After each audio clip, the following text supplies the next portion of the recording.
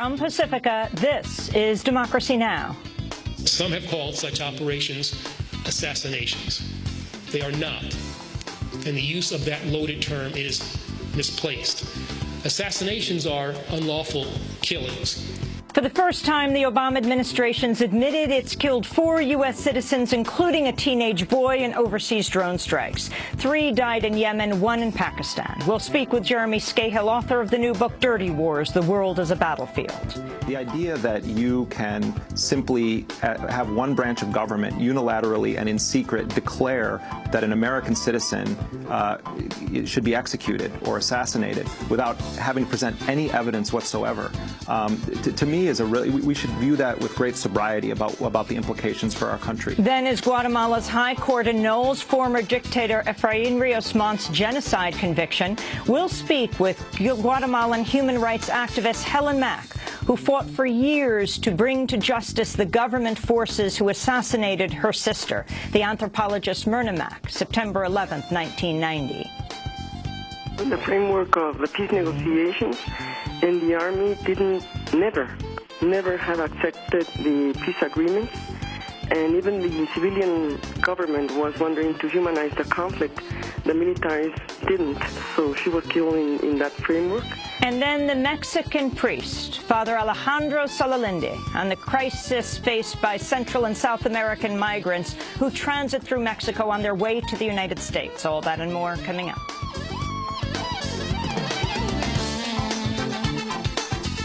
Welcome to Democracy Now!, democracynow.org, The War and Peace Report. I'm Amy Goodman. The Obama administration's formally acknowledged U.S. drone strikes killed 4 Americans in Yemen and Pakistan. In a letter to Congress, Attorney General Eric Holder confirmed the U.S. deliberately killed the militant cleric Anwar al-Awlaki in Yemen in 2011.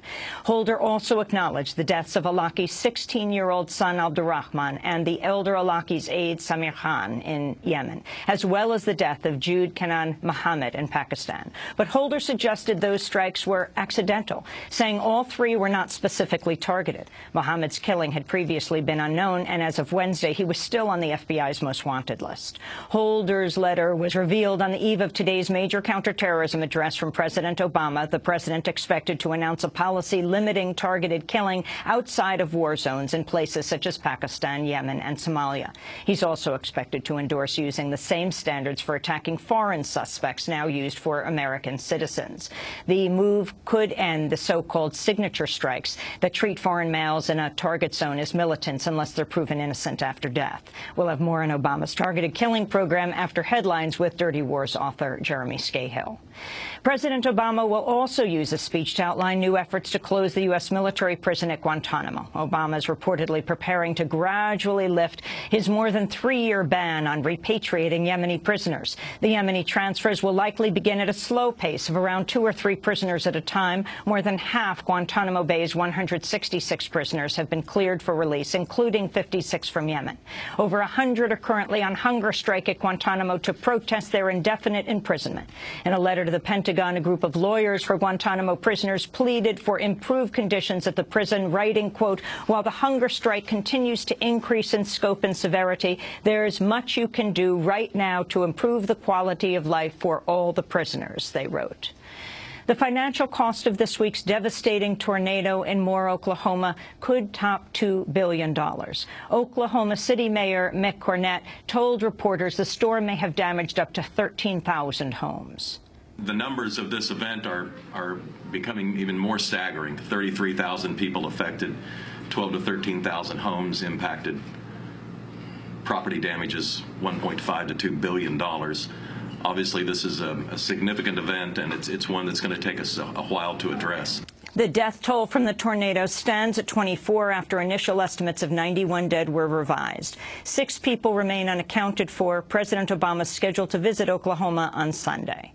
The FBI says the man it shot dead in Florida on Wednesday implicated himself and Boston Marathon suspect Tamerlan Tsarnaev in a 2011 triple murder. Agents were questioning Ibrahim Tadashev at his Orlando apartment when he allegedly tried to attack them, they say. Initial reports said Tadashev had lunged at the agents with a knife, but law enforcement officials later said the details are unclear. The FBI is claiming he had just admitted that he and Tsarnaev Zaev were involved in killing 3 men in Massachusetts to prevent their potential testimony over a botched drug deal. A British soldier was hacked to death in London Wednesday in what's being described as a terrorist attack. A bystander videotaped one of the 2 suspects just moments after the killing, holding a cleaver in his bloodied hands. Speaking to the camera, the man delivered a political message signaling ties to Islamist militancy. We must fight them as they fight us, an eye for an eye and a tooth for a tooth. I apologize that women had to witness this today, but in our land, our women have to see the same. You people will never be safe. Remove your governments. They don't care about you. The man and another suspect reportedly stayed at the scene of the attack, where they tried to engage in similar exchanges with bystanders. They were later shot and detained by British police. The attack occurred near a British military site that's deployed soldiers to both Iraq and Afghanistan.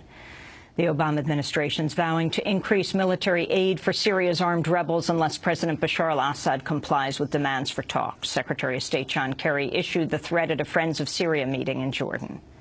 In the event that we can't find that way forward, in the event that the Assad regime is unwilling to negotiate Geneva 1 in good faith, we will also talk about our continued support and growing support for the opposition in order to permit them to continue to be able to fight for the freedom of their country. The U.S. and Russia are expected to convene a global conference on the Syrian conflict in the coming weeks. The Chicago Board of Education's approved a plan to carry out the largest mass school closing in U.S. history. On Wednesday, the board voted to close 50 public schools, most of them Hispanic and African-American neighborhoods. Together, they account for close to 10% of Chicago's elementary schools. Chicago Mayor Rahm Emanuel has pushed for the closure, citing a $1 billion deficit. Chicago teachers and parents have led a vocal campaign in protest, staging rallies and filing a lawsuit last week accusing the city of discriminating against affected students. In a statement, Chicago Teachers Union President Karen Lewis said, quote, "Closing schools is not an education plan. It's a scorched earth policy," she said. A sergeant at West Point Military Academy has become the latest Army official to be charged for sexual misconduct. Sergeant Michael McClendon is accused of committing indecent acts, reportedly for videotaping female cadets in the shower. His case follows recent sex-related allegations against 3 separate military officials. All 3 serve formal roles in the military's effort to prevent sexual harassment and assault.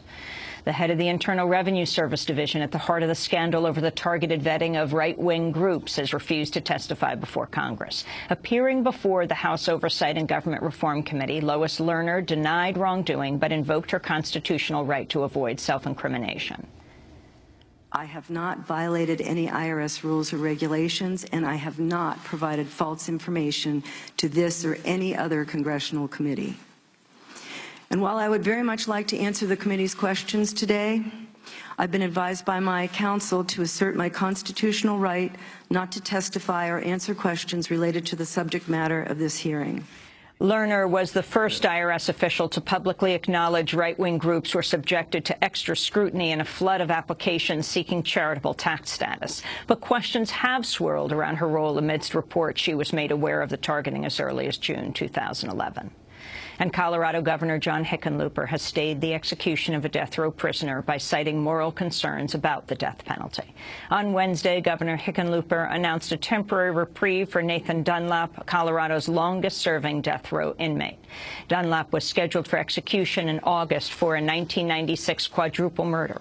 In a statement, Hickenlooper said, quote, "It is a legitimate question whether we as a state should be taking lives. Because the question is about the use of the death penalty itself and not about Dunlap, I have opted to grant a reprieve and not clemency in this case." And those are some of the headlines. This is Democracy Now!, democracynow.org, The War and Peace Report. I'm Amy Goodman. And I'm Juan Gonzalez. Welcome to all of our listeners and viewers around the country and around the world.